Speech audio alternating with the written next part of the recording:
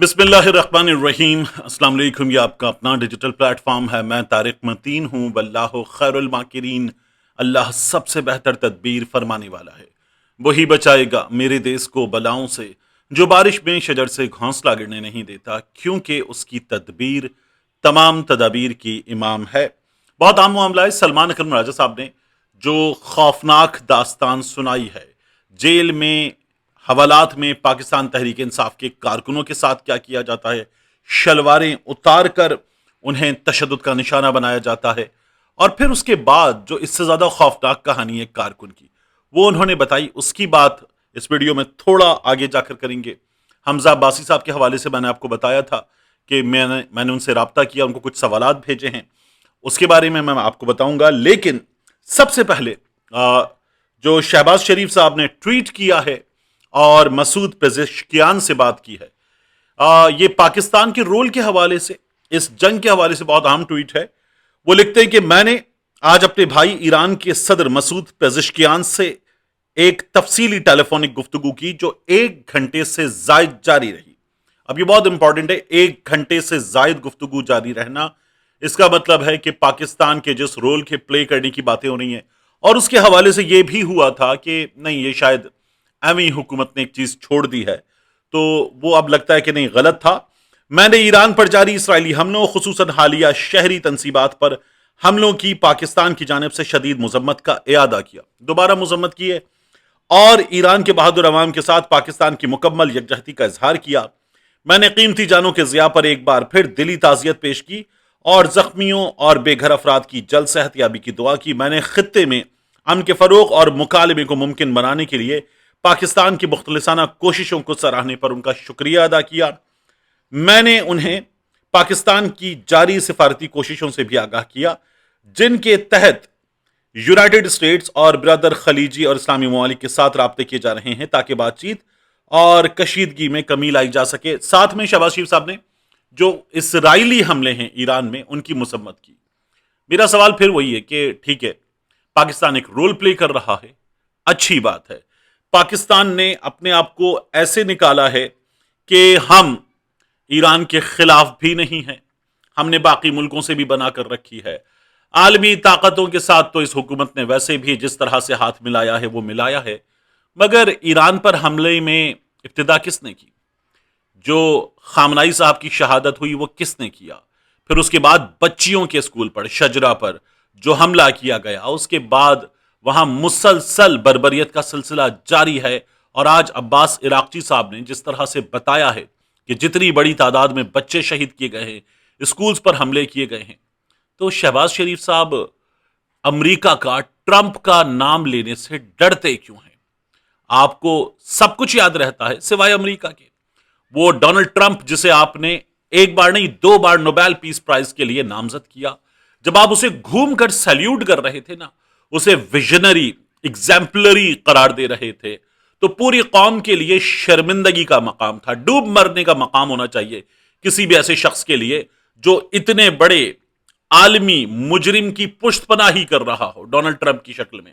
तो ये शहबाज शरीफ साहब ने किया, और शहबाज शरीफ साहब ने उस पर, जाहिर है कि हमारे यहां एक बहुत बड़ी तादाद में लोग हैं, सियासी लोग तो करेंगे, उनकी जमात के लोग तो करेंगे, जो सिफारती लोग हैं वो करेंगे, मगर नून लीग के सपोर्टर्स को छोड़ दीजिए। सहाफियों ने, बहुत बड़ी तादाद में सहाफियों ने कहा क्या बात है, जबरदस्त, शहबाज शरीफ साहब बिल्कुल ठीक जा रहे हैं। तो इतनी जो बेशर्मी और बेगैरती का मुजाहिरा है, इस पर फिर हैरानी, पशेमानी, अफसोस होता है कि ये कैसे लोग हैं, ये कहां से आते हैं। ये बहुत ज़्यादा शर्मिंदगी का मकाम होता है हमारे लिए, लेकिन ऐसे लोग हैं। क्या किया जा सकता है ऐसे तमाम लोगों का? और शहबाज शरीफ साहब ने जो किया उस पर तो हिमायत छोड़िए। आज मैं देख रहा था कि अंसार अब्बासी साहब ने एक तस्वीर लगाई हुई थी, इसहाक डार साहब थे, फील्ड मार्शल आसिफ मुनीर साहब थे, शहबाज शरीफ साहब थे, और लिखा हुआ था कि ट्रायो, ये 3 अफराद जो पाकिस्तान को दुनिया भर में इस वक्त बुलंदियों पर ले गए। ठीक है, अंसार अब्बासी साहब जो हैं वो एस्टैब्लिशमेंट के करीबी हैं, तो वो ये काम करेंगे। इसहाक डार साहब के लिए वो पहले भी इसहाक डार की याद तो आती होगी, जैसे कॉलम लिखकर कासालेसी का मुजाहिरा कर चुके, और वो इस हुकूमत के, नून लीग के बड़े हिमायती हैं, हामी हैं, एस्टैब्लिशमेंट के हामी और हिमायती हैं। لیکن پاکستان کے عوام پر جو بیت رہی ہے، کیا انصار عباسی صاحب کو نظر آتی اس حکومت نے، اسحاق ڈار نے جس طرح سے پی ٹی ایم 1 میں حشر کیا، اس کے بعد اب کیا، جس طرح سے انہوں نے قرضوں کے بوجھ تلے مجھے آپ کو دبا دیا ہے، کیا انصار عباسی صاحب کو نظر آتا ہے؟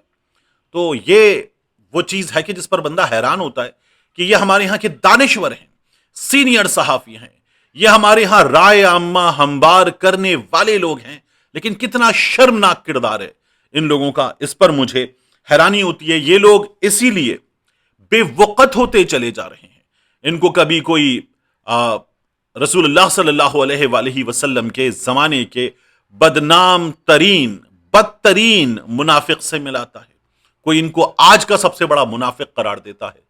تو یہ جو لوگ ہیں ان کے لیے افسوس کا مقام ہے کہ یہ کیا کردار ادا کر رہے ہیں۔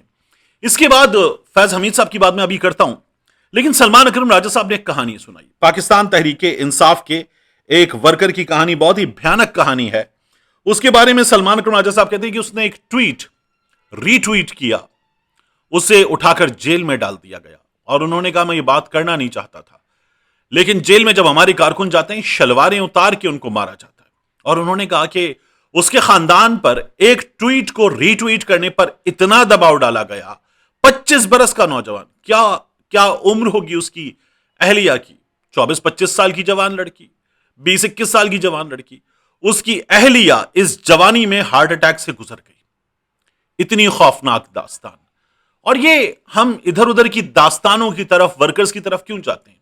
کراچی میں وہ ایم پی ہے جس کا انٹرویو میرے چینل پر موجود ہے، جس نے سندھ اسمبلی میں کھڑے ہو کر اپنا کرتا اتار کے دکھایا تھا کہ کس طرح سے مارا گیا، جس طرح سے راجہ اظہر نے، فہیم خان نے اپنے کپڑے، اپنا لوور، اپنا انڈر ویئر لو کر کے دکھایا تھا کہ انہیں کتنا بری طرح سے مارا پیٹا گیا ہے، اور ایک ایک شخص کا نام لیا۔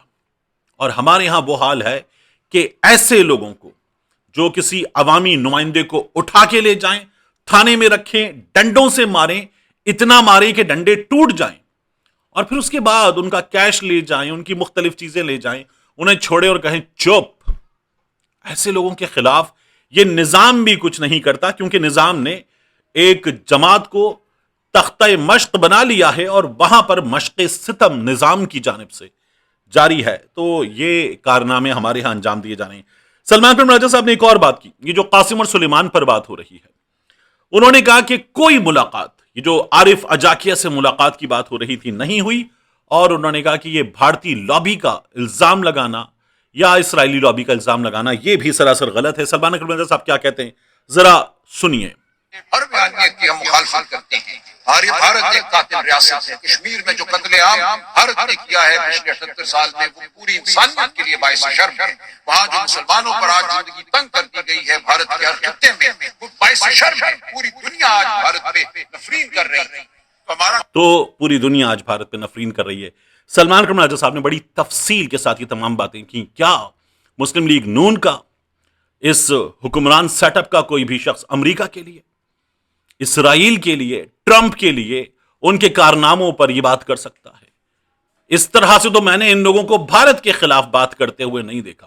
یہ بھارت کے خلاف تب بولتے ہیں جب انہیں یہ بتانا ہو کہ پاکستان تحریک انصاف بھارت کے معاملے میں کیا کر رہی ہے، وگرنہ یہ پاکستان تحریک انصاف کو چھوڑ کر اگر صرف بھارت کے خلاف بات کرنی ہو تو یہ لوگ وہ بھی نہیں کرتے۔ یہ اس طرح کا سیٹ اپ ہے، عجیب و غریب اور مزاحیہ۔ فیض حمید کی بات کرتے ہیں۔ حمزہ علی عباسی صاحب سے میرا رابطہ ہوا، اور حمزہ علی عباسی صاحب نے جو جواب دیا ہے اس کو میں آپ کے سامنے رکھوں گا۔ فیض حمید صاحب کے حوالے سے خبر سوشل میڈیا پر یہ دی جا رہی ہے کہ فیض حمید صاحب 23 مارچ کو عید کے تیسرے دن وہ نکلے اور نکل کر انہوں نے ایک عدد شادی میں شرکت کی۔ ہوا یہ کہ Mr and Mrs Chaudhry Muzaffar Ahmad, یہ لطیفال کا دعوت نامہ سوشل میڈیا پر وائرل ہوا، اور بتایا گیا کہ مہندی کا پروگرام تھا 23 مارچ کو، اس میں فیض حمید صاحب شریک ہوئے۔ رسم حنا یہ انجام دی گئی، اور یہ تھا اورا گرینڈ ارینا مارکی، بحریہ ٹاؤن فیس 7 راولپنڈی میں۔ تو میں آپ کو یہ بتاؤں، اس کے آر ایس بی پیز میں نام تھا لیفٹیننٹ جنرل ریٹائرڈ فیض حمید کا سب سے اوپر۔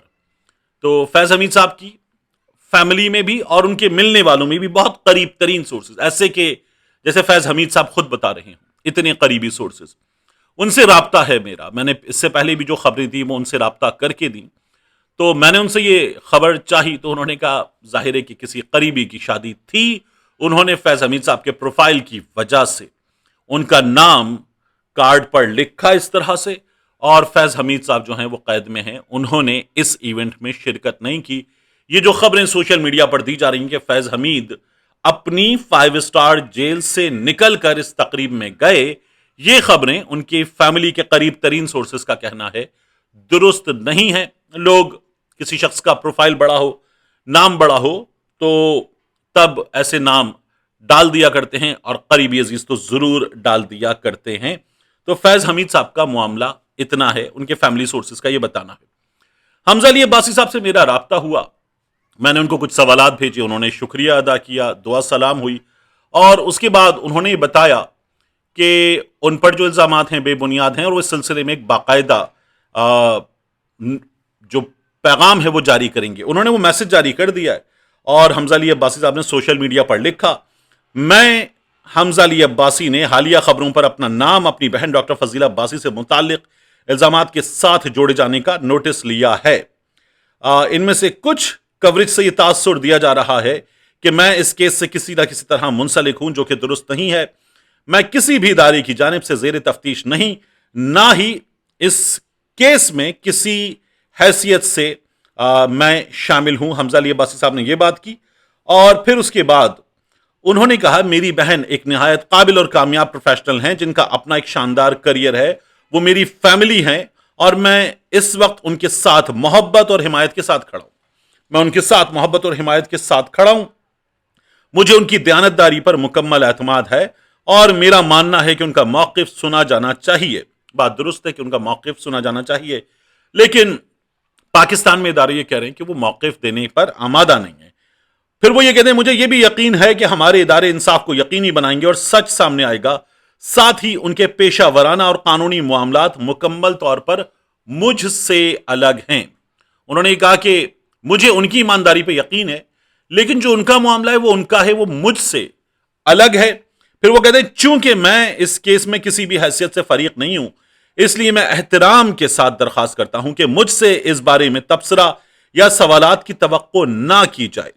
یہ کیس صرف ان سے متعلق ہے. اچھا، یہ سوشل میڈیا پر آیا، اور ایف آئی اے کے ذرائع نے یہ خبر دی صحافیوں کو کہ جوائنٹ اکاؤنٹ حمزہ علی عباسی صاحب کا ان کی والدہ کا فضیلہ عباسی صاحبہ کے ساتھ ہے، اور لاکھوں ڈالر کا معاملہ بتایا جا رہا تھا.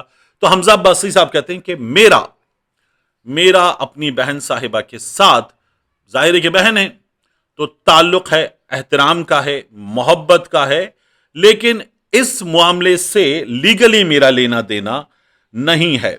تو مجھ سے جوابات کی توقع نہ کی جائے، اور میں مکمل طور پر اپنی بہن کے حوالے سے سمجھتا ہوں کہ ان کا فیصلہ ہے، وہ کب اور کیسے اس پر بات کریں، اپنا موقف پیش کریں. میں دوبارہ واضح کرنا چاہتا ہوں کہ میرا اس کیس سے کوئی تعلق نہیں ہے، نہ ہی میں کسی قسم کی تفتیش کا حصہ ہوں. تو وہ یہ کہتے ہیں مجھ سے کوئی تفتیش بھی نہیں ہو رہی ہے. یہ بھی کہا جا رہا تھا حمزہ صاحب کے بارے میں کہ وہ ملک سے باہر چلے گئے ہیں، تو انہوں نے اس کی بھی تردید کر دی ہے. یہ میں آپ کو بتا دیتا ہوں. پھر وہ کہتے ہیں کہ اس وضاحت کے بعد میں توقع کرتا ہوں کہ میڈیا میں میرا نام اس معاملے کے ساتھ نہیں جوڑا جائے گا.